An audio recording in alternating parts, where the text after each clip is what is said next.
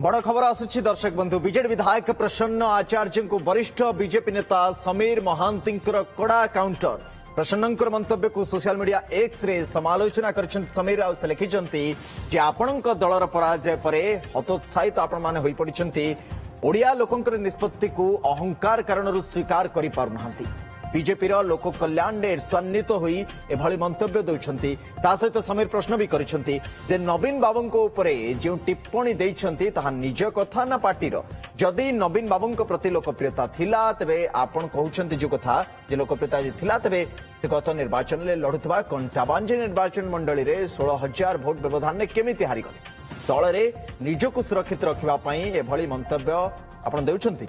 एबे भी बीजेडी रे अंतकंदल दिवालोकरे स्पष्ट हेउछि बोली समीर लिखिछन्ते। या पूर्व गतकाली प्रसन्न आचार्य कहथिले जे नवीनकर लोकप्रियता एबे भी बजाय रहिछि। अन्य पक्षरे बीजेडी विधायक अरुण साहू कहछन्ते जे आज जदि निर्वाचन हुए ताहाले फलाफल बीजेडी सपक्षरे जिवो। बोधे ये निर्वाचन रो जो पराजयटा को हतोत्साह ही पड़छन्ति एवं ओडिया लोकंकर निष्पत्तिटा को बोधे ग्रहण करि पारुना। गणतंत्र रे जनता हले मालिक ताको निष्पत्ति को तो ग्रहण करवा उचित। एबे प्रसन्न भाई भल कि जानी जो भली भाबरे गत निर्वाचन में तांको केमती अणठेसा करथला टिकट दवा पे को भली स्थिति उत्पन्न होता समस्त जानी। जदि नवीन बाबू एते जनप्रिय लोकप्रिय सी गत साधारण निर्वाचन रे कंटाबाजी निर्वाचन मंडली 16,344 भोट रे परास्त होते कहीं प्रसन्न भाई भल कि जानी दल रे को भली आभ्यंतरीण स्थिति उत्पन्न होती को भली भावरे दल भितरे आउ एकक नेतृत्व थिला भली जना पड़ूना सी सर्वजन विदित होती गणमाध्यम से कथा मध्य आसुची। दुई जन राज्यसभा सांसद मध्य आउ आस्था रखिपारि नाहंती दलर सभापति कथा होची ओडिशा परिप्रेक्षी रे केवल नवीन पट्टनायक सामना को आसुनी। एबे भी नवीन पट्टनायक को जनसाधारण भी कही दउछन्ते आपण माने कहउछन्ते सरकारी दलर विधानसभा सभ्य मत मंत्री माने भी नवीन को मुख्यमंत्री बोली संबोधन कर दउछन्ते। तेणु एकमात्र नवीन पट्टनायक एठी तांकर ओडिशा रे अछन्ते एकमात्र ही विकल्प। आज यदि निर्वाचन हो ताहले जनसाधारण प्रस्तुत होकर अछन्ते फलाफल बिजु जनता दल सपक्ष देवे एटा जनसाधारणकर उक्ति एवं मतामत। समीर रंजन साहू आम सहयोगी आम सहित जोड़ी कड़ा काउंटर। समीर रंजन जे देखा समीर महांती तरफ एवं समीर कहते जे सर्वे सर्वा होती गणतंत्र रे लोक माने जनसाधारण जनता जनार्दन सी ही निष्पत्ति नियंती एवं से जदि निष्पत्ति नहीं नुआ सरकार को आनी विकास काम आम जो प्रतिश्रुति आम देथिलु रक्षा करुछु बिजु जनता दल एवं तमाम नेतृवृंद बिजु जनता दल बोधे से हतोत्साहित हो पड़ती से ग्रहण ही कर वर्तमान जनता जो राय सामना को आछि बा जनता जनार्दन भोट माध्यम जो राय रखिछ। देखो प्रसन्न आचार्य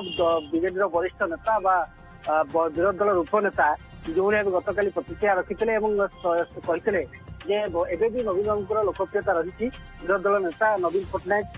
एबे भी लोकप्रियता रही अधारू अधिक लोक एबे भी नवीन पट्टनायक को मुख्यमंत्री बोली कहते सहित किसी दिन पूर्व मत रखिते बीजेपी सरकार को मात्र 4 जन नेता चलाइछन्ति जहां नहीं कि आज समीर महांती जी पूर्वतन सभापति रही बीजेपी से कड़ा काउंटर करते सीधासख प्रश्न आचार्य प्रश्न पचारि जदि नवीन लोकप्रिय सबुठ लोकप्रिय ताहले कंटाबांजी से हारिले केमिति एवं ता सहित एक अभियोग आनी पराजय पर बीजेडी संपूर्ण हतोत्साहित हो विशेष भाव में प्रसन्न आचार्य हतोत्साहित होती तेणु एने से प्रश्न उठाई जो लंबा समय 24 वर्षर लंबा समय धरिकी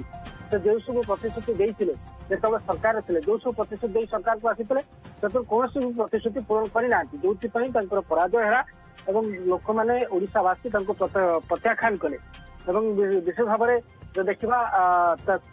ही समीर महांती ପ୍ରସନ୍ନ ଆଚାର୍ଯ୍ୟଙ୍କୁ ଟାର୍ଗେଟ କରିଛନ୍ତି ଏବଂ ପୂର୍ବ ସରକାର ଉପରୁ ବା ପୂର୍ବ ବିଜେଡି ସରକାର ଉପରୁ ମଧ୍ୟ ସେ ଆଙ୍ଗୁଠି ଉଠାଇଛନ୍ତି ଏବଂ ତା ସହିତ ଯାହା ଯାହା ବିଜେପି ଯେହେତୁ ବିଜେପି ସରକାରକୁ ପ୍ରସନ୍ନ ଆଚାର୍ଯ୍ୟ ଟାର୍ଗେଟ କରିଥିଲେ ଏବଂ ଏକଥା ମଧ୍ୟ କହିଥିଲେ ଯେ ମାତ୍ର 4 ଜଣ ଲୋକ 4 ଜଣ ନେତା ବିଜେପିକୁ ଚଳାଉଛନ୍ତି ସରକାରକୁ ଚଳାଉଛନ୍ତି ସେମାନେ ନ ଚାହିଁଲେ ମୁଖ୍ୟମନ୍ତ୍ରୀ କୌଣସି ଫାଇଲ ଦସ୍ତଖତ କରୁନାହାନ୍ତି ତେଣୁ ଏମିତି ମଧ୍ୟ ସେ ଉତ୍ତର ରଖିଛନ୍ତି ଯେ ବିଜେପି ସରକାରକୁ ଆସିବା ପରେ ଯାହା ଯାହା ପ୍ରତିଶ୍ରୁତି ଦେଇଥିଲା ତାକୁ ପୂରଣ କରିଛି ତେଣୁ କିନ୍ତୁ ବିଜେଡି ଯେତେବେଳେ 24 ବର୍ଷ କ୍ଷମତାରେ ଥିଲା ସେ କୌଣସି ବି ପ୍ରତିଶ୍ରୁତି ପୂରଣ କରିନଥିଲା ତେଣୁ ଯାହା ଯୋଉଥିପାଇଁ ଲୋକ ତାଙ୍କୁ ପ୍ରତ୍ୟାଖ୍ୟାନ କରିଛନ୍ତି ଏ ନିହାତି ଭାବେ ଯେ ପ୍ରସନ୍ନ ଆଚାର୍ଯ୍ୟଙ୍କ ଯୋଉ ବୟାନବାଜିକୁ ନେଇକି ବର୍ତ୍ତମାନ ରାଜନୀତି ତେଜିଛି ଏବଂ ପ୍ରସନ୍ନ ଆଚାର୍ଯ୍ୟଙ୍କୁ ସମୀର ମହାନ୍ତିଙ୍କ ପକ୍ଷରୁ କଡା କାଉଣ୍ଟର କରାଯାଇଛି ଯେ ଯୋଉଭଳି ଭାବେ ସେ ପ୍ରତିକ୍ରିୟା ରଖିଛନ୍ତି ନବୀନ ବିରୋଧୀ ଦଳ ନେତା ନବୀନ ପଟ୍ଟନାୟକଙ୍କୁ ନେଇକି ଏବଂ ତା ସହିତ ବିଜେପି ସରକାରକୁ ମଧ୍ୟ ସେ ଟାର୍ଗେଟ କରିଛନ୍ତି ତେଣୁ ତାଙ୍କୁ କାଉଣ୍ଟର କରିକି ସମୀର ମହାନ୍ତି ଆଜି କିଛି ଏଭଳି बहुत धन्यवाद सुमेर रंजन तमाम सूचना एवं अपडेट